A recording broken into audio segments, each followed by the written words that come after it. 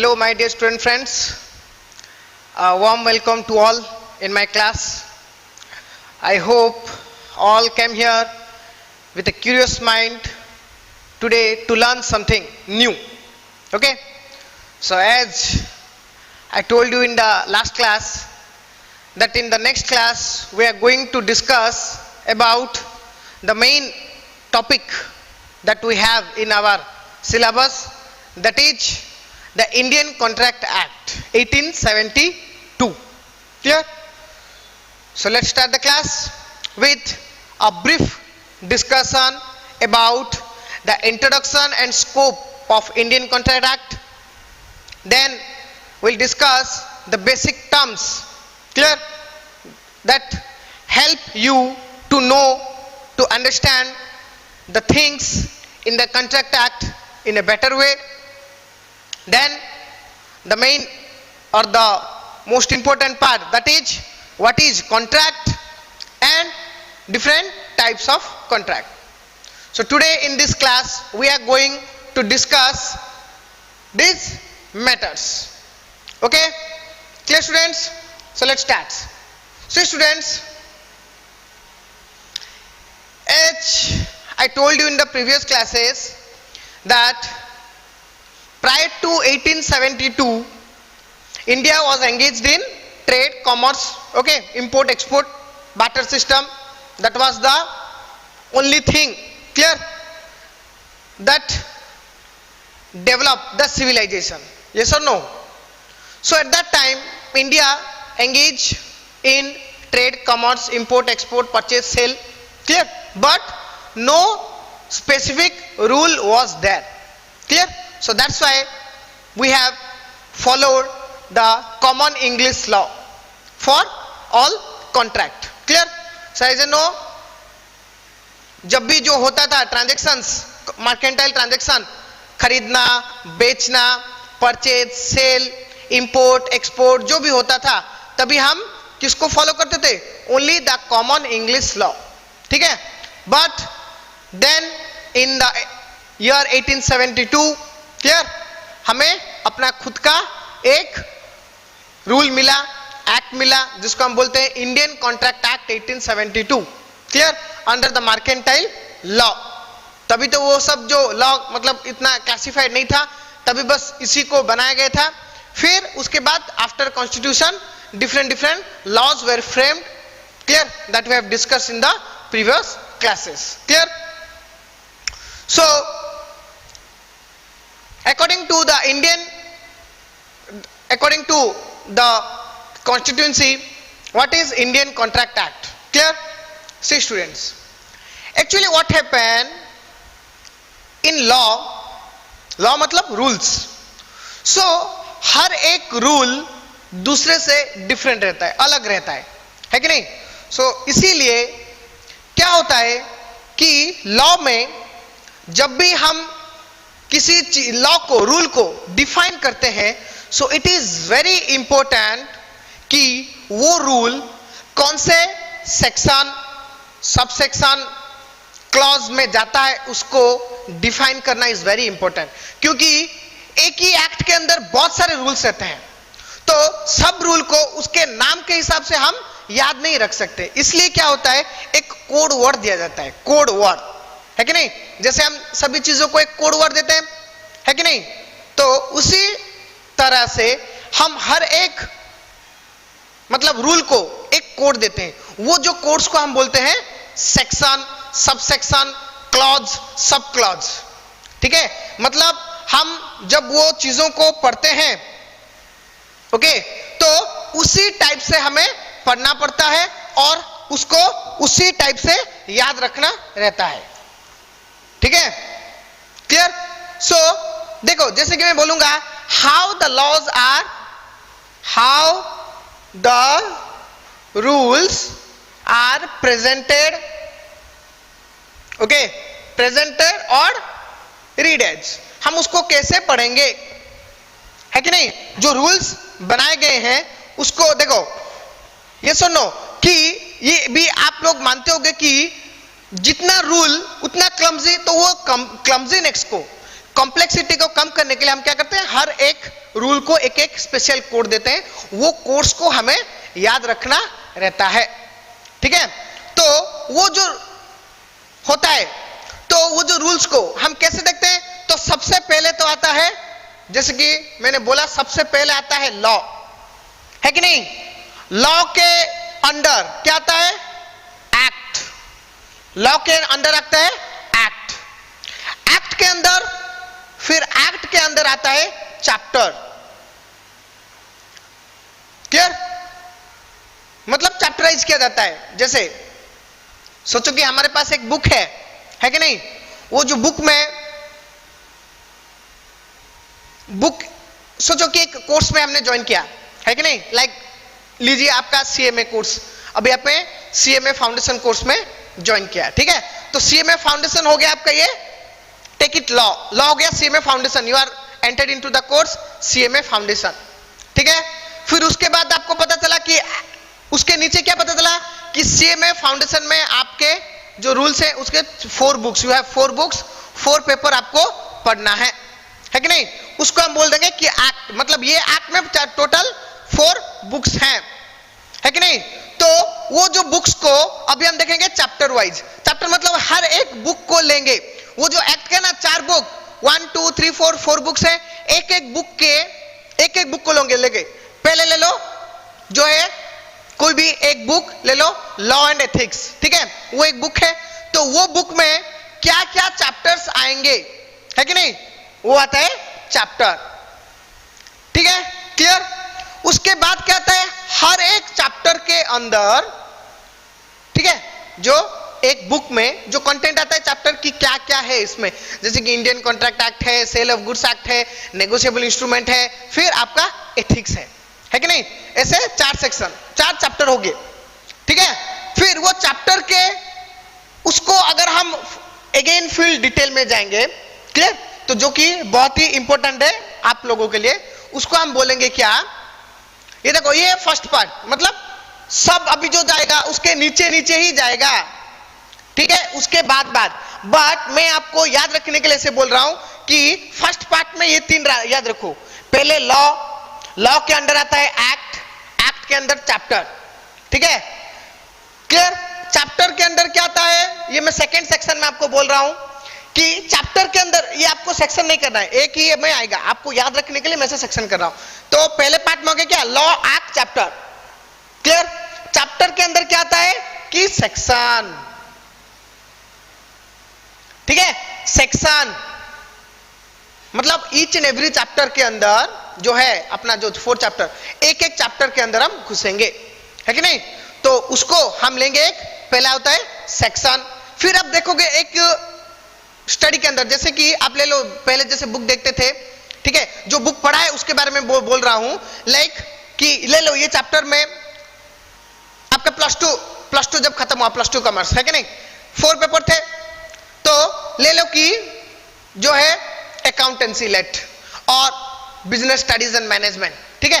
तो वो जो सोचो कि बिजनेस स्टडीज एंड मैनेजमेंट में आपके जितने भी चैप्टर्स थे, है कि नहीं, introduction, functions of management, principles of management, consumer protection, financial market, ये जो थे, तो ले लो कि फंक्शंस ऑफ मैनेजमेंट, है कि नहीं। तो फंक्शंस ऑफ मैनेजमेंट चैप्टर, उसके अंदर क्या आता है, फंक्शन के डिफरेंट रहते हैं, उसका इंट्रोडक्शन रहता है, planning, organising, staffing, directing, controlling, वो सब रहता है ना। तो वो सब यहां का हम ले लेते हैं सेक्शन, ठीक है। तो हम पढ़ेंगे कैसे कि लॉ एक्ट चैप्टर, उसके अंदर सेक्शन के अंदर क्या आता है, सब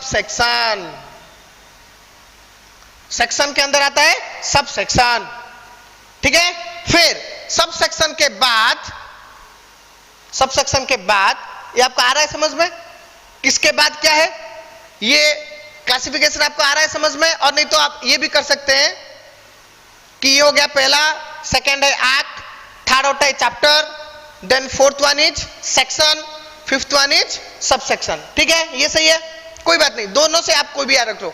देन नेक्स्ट हम देखेंगे सेक्शन, सब सेक्शन के बाद सब सेक्शन के नीचे जो आता है उसको हम बोलते हैं क्लॉज,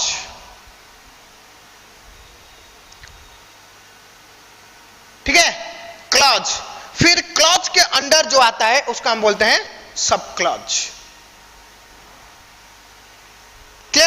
ऐसे हम पढ़ते हैं लॉ में। क्लियर? लॉ के अंदर आता है एक्ट, एक्ट के अंदर चैप्टर, ठीक है, देन चैप्टर के अंदर आता है section, sub section, clause and sub clause. Clear? ऐसे हमको पढ़ना होता है, ठीक है। सो लॉ में आपको क्या करना है कि each and for each and every rule there is a section, code word जिसको हम बोलते हैं सेक्शन, वो सेक्शन को आपको याद रखना है, इट इज कंपल्सरी, ठीक है। बट आपको याद रखने का अच्छे से अच्छे तरीका हम बताएंगे, ठीक है, मतलब आप कैसे उसको बिना रट्टा मारे आप याद रखोगे, ठीक है। तो वो याद रखना है, और जब भी आपको वो रूल को कहीं पे भी डिफाइन करना है, आपके एग्जाम पेपर पे हो कि और किसी के आगे हो, तो यू हैव टू मेंशन कि ये जो रूल का कोड वर्ड क्या है, ये रूल कौन से सेक्शन, सब सेक्शन के अंदर आता है, that is important. Section, sub section, clear. Clause, sub clause वो आगे आगे अगर रहेगा तो उसको डिफाइन करना है, नहीं तो नहीं। मोस्टली क्या रहता है, section and sub section, clear. Like आप देखे होगे, ठीक है, section 2A, 2B, 2C, likewise. So 2 is the section, और जो ब्रैकेट में A रहता है वो होता है वो सब सेक्शन, क्लियर। वो हम देखेंगे सभी, अभी फर्दर देखेंगे, इसी क्लास में देखेंगे, ठीक है। बस आप अभी आप इतना याद रख लो, क्लियर। तो वैसे हमको पढ़ना रहता है। तो और क्या है, देखो स्टूडेंट्स, यहां पे और एक हिंट है आप लोगों के लिए कि रूल्स को आपको सेक्शन के साथ डिफाइन करना है, बट अगर आपको सेक्शन अच्छे से याद नहीं रहे, you are not sure about that, you are blur in your mind, कुछ कॉम्प्लेक्सिटी हो रहा है कि ये है कि ए है कि बी है, सी है कि डी है, ऐसा अगर आ रहा है तो it is better to not mention the section, because law में अगर आप गलत सेक्शन को लिख दो तो इट इज ए वेरी, मतलब वो एक क्राइम हो जाएगा, है कि नहीं, it is like a crime, आप क्रिमिनल लॉ के अंदर आ जाओगे, क्लियर।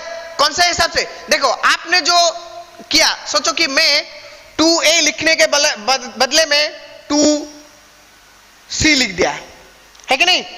तो मैंने क्या किया, A के बदले में मैंने लिख दिया C को, जो कि गलत है। वो हो गया, पूरा प्रोसेसिंग हो गया, होने के बाद पता चला कि अरे ये तो सेक्शन गलत है, तो उसका मतलब कुछ और आ गया। तो जब कुछ और आ जाएगा ना, तो कोई नहीं सोचेगा कि अरे चलो बच्चे ने गलती कर दी थी, इसको माफ कर देते हैं, नहीं। जैसे मैंने बोला था, law has no excuse, you whether you know the law और don't law doesn't matter, if you do something, clear, then you have to know the law. वो गाइडलाइन के हिसाब से आपको काम करना है। अगर काम कर दिया, फिर आप नहीं बोल सकते कि सर मुझे पता नहीं था, मुझे मालूम नहीं था, गलती हो गई, भूल गया, ऐसे नहीं बोल सकते, इट हैज नो एक्सक्यूज। तो उधर क्या आएगा, क्लियर, आपके अगेंस्ट में एक फ्रॉड केस आएगा, fraud, you make some fraud, के 2A लिखने के बदले में आपने लिख दिया 2C, so this is a fraud, आपने जानबूझ के ये गलती की, इसके बाद आपको आ जाएगा फ्रॉड, मतलब क्रिमिनल केस में आप जाओगे, है कि नहीं, क्लियर। सो दैट्स व्हाई आप क्या करोगे कि सेक्शंस को अच्छे से याद रखना है। अगर नहीं आता, मालूम नहीं है, डाउट है, तो छोड़ दो, सिर्फ उसको डिफाइन कर दो, रूल्स को डिफाइन कर दो, उसका सेक्शन मत लिखो, कीवर्ड मत लिखो, ठीक है, क्लियर, आ गया समझ में, ओके। सो इतना होता है। अभी क्या हम जाएंगे कि ये जो है अपना इंडियन कॉन्ट्रैक्ट एक्ट, जब भी ये इंडियन कॉन्ट्रैक्ट एक्ट को बिल बनाया गया, ड्राफ्ट बनाया गया, है कि नहीं, डेफिनेटली तभी अपना था कौन सा, ईस्ट इंडिया, मतलब जो ब्रिटिश गवर्नमेंट था, है कि नहीं। सो ब्रिटिश गवर्नमेंट के जो रहते थे कंट्रोलर, है कि नहीं, जो गवर्नर, क्लियर, वो लोग जो कंट्रोल करते थे, चांसलर, तो वो लोग ने पास किया, तो पूरा ड्राफ्ट था। तो वो जो ड्राफ्ट में वो लोगों ने मेंशन किया क्या, कि section 1 of the Indian contract act, section 1 of the Indian contract act, section 1 of the Indian Contract Act state that the act will be named as, state that मतलब वो जो सेक्शन में बोला गया, स्टेट दैट द एक्ट, ये जो act है ना, किस नाम से जाना जाएगा कि the act will be named as Indian contract, will be named as Indian contract act 1872. State that the act will be named as, उसको किस नाम से जाना जाएगा कि Indian contract, Indian contract act 1872, ये नाम से जाना जाएगा. इस एक्ट को सेक्शन 1 में डिफाइन किया गया सबसे पहले कि this act is named as Indian contract act 1872. Clear? ठीक है. And it will be applicable to, and it will be applicable to whole India. But आपको लॉ के बारे में तो यह मालूम है कि जम्मू कश्मीर का स्टेटस अलग था, तभी अलग था जब बना था. अभी जस्ट 2019 में वो जो चेंज हुआ है कि नहीं, आप लोग पता है कि नहीं कि इन द होल इंडिया के अंदर जितने भी स्टेट्स हैं हमारे, वो सबसे अलग है जम्मू कश्मीर, जम्मू एंड कश्मीर, वो सबसे अलग था. ठीक है कि नहीं? क्योंकि जब वो तो हिस्ट्री हो गया स्टूडेंट्स, ठीक है, फिर भी मैं आपको बता रहा हूं, मालूम होगा कि नहीं होगा शायद. देखो, जब इंडिया को इंडिपेंडेंस किया गया है कि नहीं, इंडिया को जब they have decided to let India declare a democratic country, okay, independent country, तभी क्या हुआ, ये जो इंडिया था ना, ये सब अलग अलग पार्ट थे. जैसे हमने हिस्ट्री में पढ़ा है, सब अलग अलग किंग रहते थे, अलग अलग अपने अपने राज्य में वो लोग कंट्रोल करते थे, है कि नहीं. मतलब पूरा एक इंडिया बोल के एक ऐसा एक पूरा का पूरा देश नहीं था, सब छोटे छोटे छोटे छोटे हिस्से में ही करते थे, जिसका फायदा लेके ब्रिटिश गवर्नमेंट ने अटैक किया. फिर उसके बाद हम लोगों के बीच में क्या हुआ, जो कोऑर्डिनेशन कोऑपरेशन बनता गया. क्लियर? एंड देन जब 1947 में, क्लियर, ड्यूरिंग जब ब्रिटिश गवर्नमेंट ने डिसाइड किया कि चलो इंडिया को अभी इंडिपेंडेंट डिक्लेयर कर देते हैं, हम लोग छोड़ के चले जाएंगे, तभी हमारे जो इंडिया के जो थे वो टाइम के जो फ्रीडम फाइटर्स है कि नहीं, पॉलिटिशियंस, जो कि ये चीजों को इनिशिएट किया था, वो लोगों ने डिसाइड किया, मतलब डिसीजन लिया. Clear? Headed by the iron man, known as the iron man. Clear? कौन iron man? Sardar Vallabhbhai Patel. मतलब उनके लीडिंग में ये डिसाइड किया गया कि अभी हम अलग अलग नहीं रह सकते, अभी सब हमको मिलके रहना है, एक देश बन के रहना है, तभी हमारा पावर बढ़ेगा, है कि नहीं. एक उंगली आपको कोई भी गिरा देगा, दो गिरा देगा, बट जब बन जाता है एक मुट्ठी तो इट इज वेरी डिफिकल्ट. वो चीजों को हर एक किंग को डिफरेंट डिफरेंट स्टेट्स को जाके वो समझाए, एंड सबने एक्सेप्ट द प्रपोजल कि यस, हम लोग अभी अलग अलग नहीं रहेंगे, अलग अलग जैसे अभी राज्य में होता है अलग अलग कंट्रोल करते हैं, बट सेंटर एक सेंट्रल पावर रहेगा, वो जो बोलेगा सब फॉलो करेंगे, उसके साथ साथ हम लोग अपने स्टेट को कंट्रोल करने के लिए अपना रूल बनाएंगे, है कि नहीं. तो ये सब कंडीशन में सब जो स्टेट्स के जो डिफरेंट डिफरेंट स्टेट था अपने इंडिया के अंदर, सब इंडिया में नहीं था, इंडिया में मतलब आप लोग समझो इंडिया में था, बट एक होल कंट्री नहीं था. तब वो सब लोगों ने डिसाइड किया कि चलो हम लोग करते हैं. क्लियर? तो डिसाइड हो गया कि इंडिया के जो है अपना मैप, वो मैप में जितने भी कंट्री है ना, सब लोग ने ऐड ऑन हो गए कि हम लोग अभी इंडिया में मिलके इंडिया बनाएंगे, एक नया कंट्री. ठीक है? तो पाकिस्तान रह गया इधर, है कि नहीं, इधर चला गया बांग्लादेश. ये मैप नहीं है, ठीक है, मैं आपको जस्ट ये करके बता रहा हूं, अभी मैप नहीं बनाना है क्योंकि इतना अच्छा नहीं होगा शायद, इसलिए नहीं बना रहा हूं. ठीक है? तो ये हो गया बांग्लादेश, ये हो गया पाकिस्तान. तो पाकिस्तान को इतना जाना था, ठीक है. तो अभी क्या हुआ, देखो स्टूडेंट्स, इतना आ गया इंडिया में, ये चला गया बांग्लादेश. ये जो था ना हिस्सा, जो जम्मू कश्मीर, कि जम्मू कश्मीर का ना स्टेटस थोड़ा अलग है, उसको हम बोलते हैं ना जन्नत बोलते हैं, है कि नहीं. मतलब वी कैन से कि जन्नत मतलब द हेवन, मतलब उसका surrounding, the environment was different, clear, pure, ठीक है। तो मतलब वो उधर के जो राजा थे उनको वो चीजों पे गर्व था उनको कि हम एक अलग स्टेट के हिसाब से ही जाने जाएंगे, हमको किसी एक स्टेट के अंदर नहीं घुसना है। अगर घुसेंगे तो वो जो सेंट्रल गवर्नमेंट आएगा वो अपना अपना रूल बनाएगा, उसके ऊपर हम फंस जाएंगे, हमको नहीं बनना है। तो वो टाइम पे वो डिसाइड किया। बट तभी क्या हुआ कि जो पाकिस्तान है ना, पाकिस्तान गवर्नमेंट, वो पाकिस्तान गवर्नमेंट ने जम्मू कश्मीर के किंग को थ्रेटन किया कि मैं आपके ऊपर अटैक करूंगा और I will merge Jammu Kashmir into Pakistan, मैं जम्मू कश्मीर को पाकिस्तान में मिला दूंगा, ठीक है। तो ये जब थ्रेटन आया तो जम्मू कश्मीर के जो किंग थे उन्होंने सोचा कि अगर वो अटैक करेगा तो हमारे पास तो ऑब्वियसली इतना ताकत नहीं है कि डिफेंड कर पाए हम, तो प्रॉब्लम हो जाएगा। तो ना चाहते हुए भी, देखो दोनों चीज मुझे नहीं चाहिए, जो किंग के थॉट से हिसाब से मुझे किसी के साथ मिलना नहीं है, ठीक है। अगर मिलना भी है तो पाकिस्तान के साथ तो डेफिनेटली नहीं मिलना है, क्लियर। बिकॉज वो जो जम्मू कश्मीर अभी हम मतलब अभी का जो सिनेरियो है, हम बोलते हैं कि जम्मू कश्मीर में ज्यादा से ज्यादा मतलब बहुत सारे मुस्लिम्स हैं, है कि नहीं, मुस्लिम इस्लाम कम्युनिटी ज्यादा है।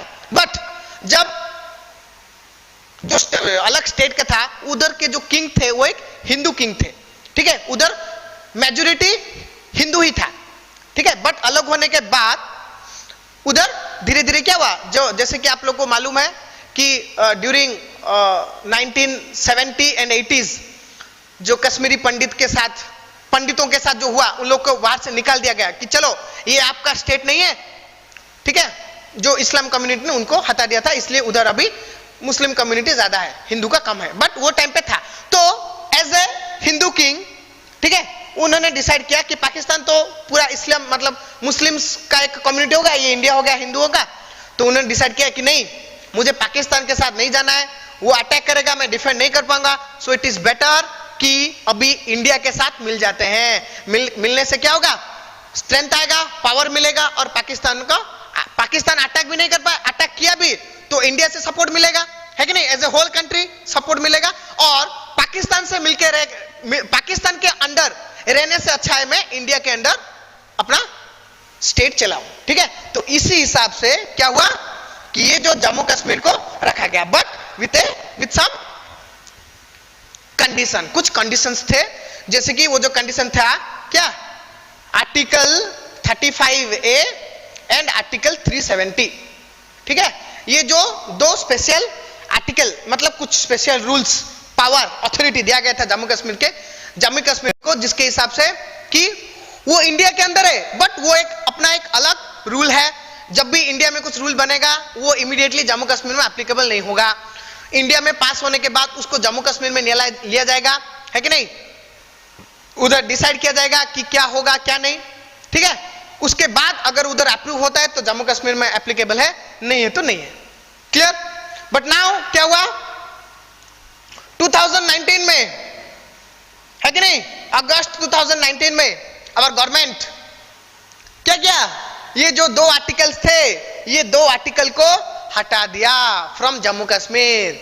तो अभी हो गया क्या, जो उनको जो स्पेशल स्टेटस मिलता था, है कि नहीं, वो अभी नहीं मिलेगा। जैसे अपने अदर स्टेट्स है ना इंडिया के, जैसे महाराष्ट्र ले लो, कर्नाटका ले लो, आंध्र प्रदेश ले लो, है कि नहीं, गुजरात, राजस्थान, उड़ीसा, वेस्ट बंगाल, सब एक एक जैसे स्टेट है, जो सेंट्रल गवर्नमेंट डिसाइड करेगा वो सब स्टेट के ऊपर लागू है, वैसे अभी जम्मू कश्मीर पे भी सब लागू है, ठीक है।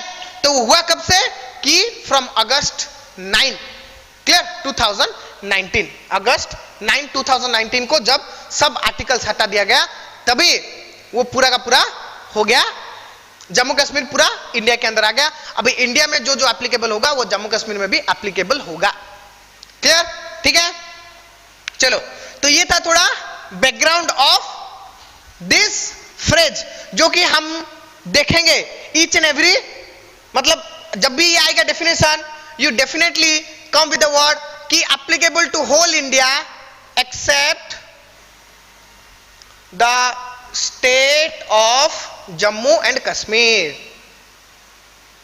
Jammu and Kashmir, clear. But from August 9 2019 वो जो था ना एक्सेप्ट, वो अभी हट गया। मतलब ये जो स्पेशल वर्ड सेंटेंस अभी लिखने की जरूरत नहीं है। जब भी कोई रूल, नया रूल बनेगा तो ये लिखने की जरूरत नहीं है, डेफिनेटली लागू होगा ही होगा। जैसे कि हम इधर to whole India, whole India मतलब सभी स्टेट्स के नाम नहीं लिखते थे, बट स्पेशली लिखते कि जम्मू कश्मीर पे एप्लीकेबल नहीं है। अभी जब भी कोई नया रूल बनेगा तो ये जो सेंटेंस लिखने की जरूरत नहीं है, बस इधर ही खत्म, एप्लीकेबल टू होल इंडिया। तो अभी जम्मू कश्मीर में भी इंडिया में आता है। क्लियर? सो सेक्शन 1 डिफाइन कि ये जो है is known as the Indian contract act and it will be applicable to whole India except the state of Jammu Kashmir. Clear? तभी था। But इसमें और एक वर्ड हम ऐड करेंगे,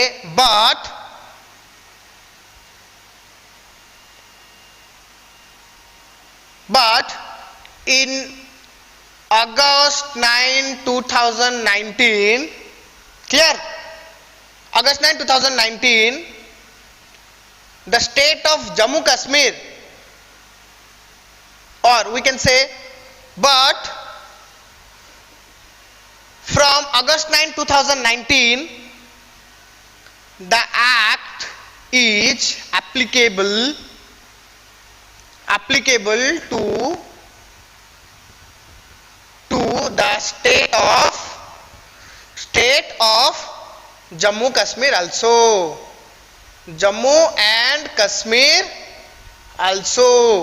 बट अभी वो जो जम्मू कश्मीर भी वो चेंज हो गया है कि नहीं?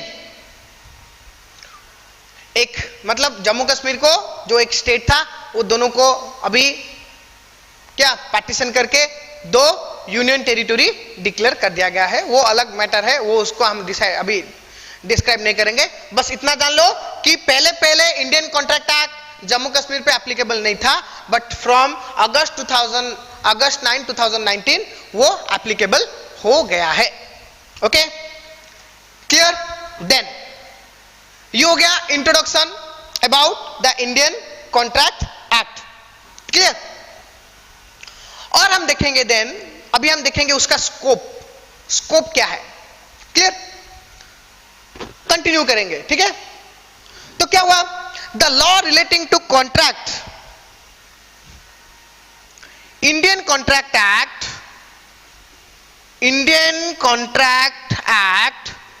defines the rules relating to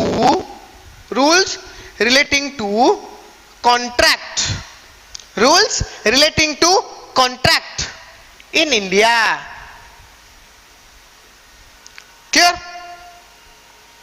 ठीक है? Indian contract act defines the rules relating to contract in India. India में कॉन्ट्रैक्ट को लेके जितने भी रूल्स हैं सब कुछ डिफाइन किया गया है इंडियन कॉन्ट्रैक्ट एक्ट में। ठीक है? और देखो एक स्टूडेंट्स, जैसे हमने बोल दिया कि सेक्शन 1 ने क्या बोला कि it is named as Indian contract act 1872। मतलब आप जब भी इंडियन कॉन्ट्रैक्ट एक्ट लिखोगे ना तो ये पूरा का पूरा लिखना पड़ेगा आप लोगों को। मतलब आप इसको इसी नाम से बुलाओगे, आप इसको कॉन्ट्रैक्ट एक्ट, ठीक है, इंडियन एक्ट, ठीक है? मतलब ये जो पूरा है ना, इसमें से कुछ भी एक वर्ड को आप नहीं छोड़ सकते, पूरे का पूरा एक को आपको बुलाना पड़ेगा, है कि नहीं?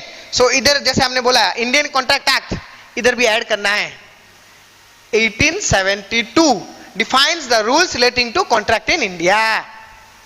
Clear? It has very wide scope. इसका स्कोप बहुत ज्यादा था, बहुत वाइड था। ठीक है? क्या था वो स्कोप? चलो देखते हैं। उसका स्कोप क्या था स्टूडेंट्स? देखो पहले जो इंडियन कॉन्ट्रैक्ट एक्ट था, ठीक है, स्कोप मैं बोल रहा हूं, उसका स्कोप क्या है? जो Indian contract act, Indian contract act 1872, ठीक है, जब बना तो वो टाइम पे क्या हुआ कि जैसे डेफिनेटली मैंने बोला कि हर एक एक्ट के अंदर जो बहुत सारे चैप्टर और सेक्शंस होते हैं। तो इंडियन कॉन्ट्रैक्ट एक्ट में भी क्या हुआ कि बहुत सारे सेक्शंस को दिया गया। क्लियर? बहुत सारे सेक्शंस थे। Clear? The full act is defined under section 1, 2, मतलब उसको जो शुरू किया गया सेक्शन 1 से शुरू हुआ। जैसे मैंने बोला सेक्शन 1 क्या बोलता है कि उसका नाम क्या है और किधर किधर एप्लीकेबल है। सेक्शन 1 टू सेक्शन 266, टोटल इतना सेक्शन, मतलब इतने सेक्शंस में ये पूरा का पूरा एक्ट उसके अंदर आता है। मतलब द कोड वर्ड 1 से 266। ठीक है? तो किसमें क्या है, किसमें क्या है कि हम देखेंगे। देखो सबसे पहले तो आता है सेक्शन 1। क्लियर? Section 1 to section 75, section 1 to 75। ठीक है? From section 1 to section 75 defines the basic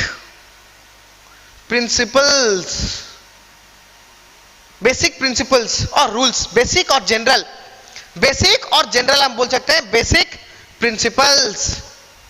ठीक है? अरे आपको दिख रहा है कि नहीं? चलो बड़ा थोड़ा बड़ा कर देते हैं। सेक्शन 1 टू 75 बेसिक और जनरल प्रिंसिपल्स। ठीक है? इतना डिफाइन किया गया इंडियन कॉन्ट्रैक्ट एक्ट कि सेक्शन 1 से 75 तक क्या है कि the basic principles. Clear? Then next scope क्या है? Section 76 to 123। ठीक है? सेक्शन 75 खत्म हुआ, 76 टू 123 क्या है? Sale of goods. Sale of goods, goods sale करने के रिलेटेड ये मैं बोलूंगा आपको, आप बोलोगे सेल ऑफ गुड्स तो अलग है। ठीक है? वो देखेंगे। फिर नेक्स्ट आ गया 124 to 147, section 124 to 147, that is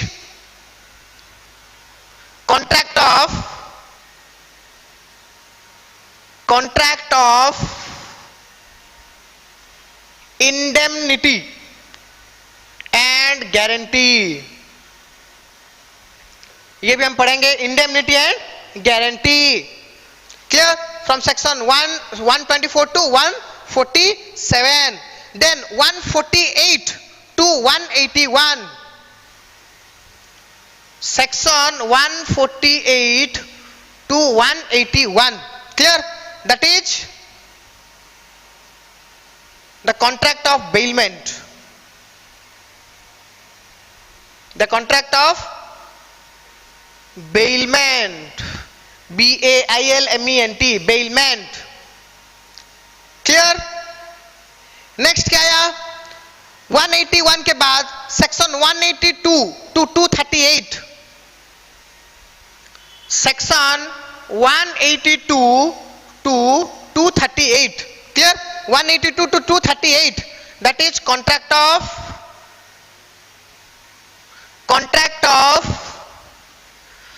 agency, contract of agency. And then final 238 हो गया, सेक्शन 239 टू 266। क्लियर? उसमें क्या आता है? पार्टनरशिप। क्लियर? पार्टनरशिप को रिलेटेड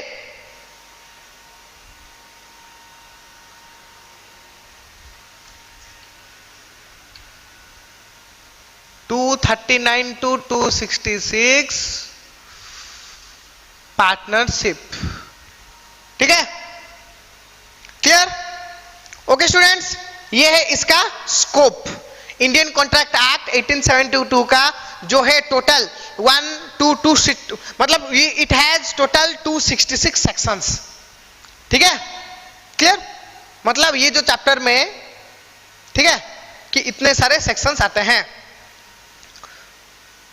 तो जो 1 to 266 चैप्टर में से हर एक सेक्शन वाइज उसको डिफाइन किया कि section 1 to 75 the basic rules relating to Indian contract, clear.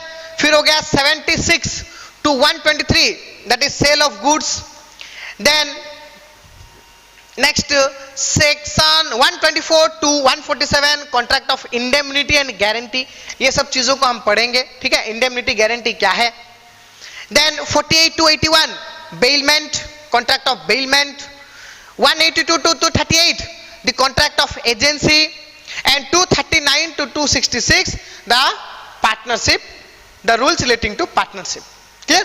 पहले क्या होता था, ये जो सब देखो, ये सब के सब चीजों में एक दूसरे के बिटवीन कॉन्ट्रैक्ट होता था, लीगल रिलेशनशिप क्रिएट होता था, इसलिए ये सब चीजों को, ये चीजों मतलब इंडियन कॉन्ट्रैक्ट एक्ट के कॉन्टेक्स्ट में लाया गया, इसके अंदर लाया गया, ठीक है। बट देन क्या हुआ, देखो स्टूडेंट्स, 1872 में बना क्या, ये बना।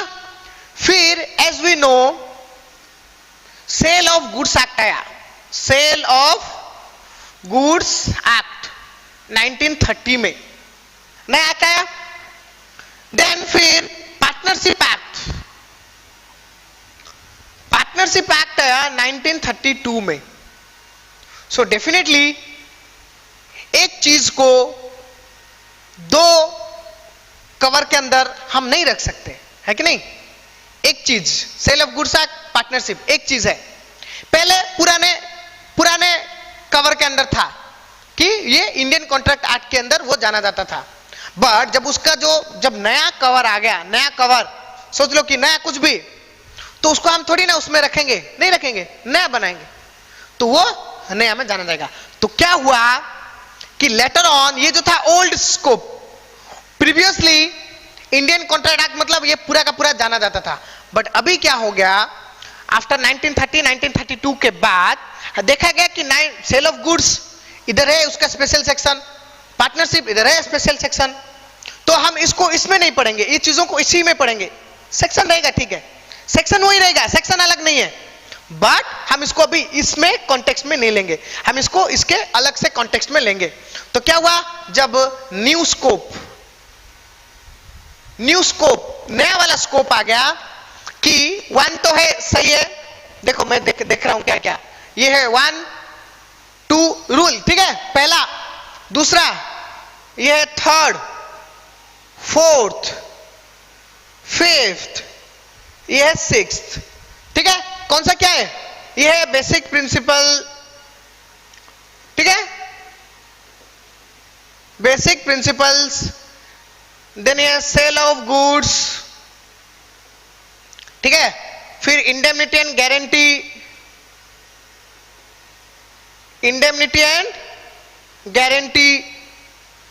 फिर बेलमेंट, एजेंसी, देन पार्टनरशिप।